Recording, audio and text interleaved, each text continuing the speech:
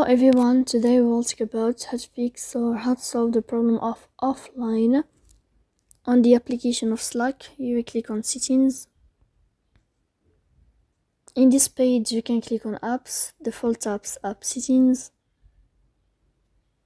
On above you can search about Slack and you will enter. Then you can click on first step and you can click OK. After that, you'll enter to the window of storage. Then you can click clear cache. Don't click clear data because that can cause the errors that can delete your account.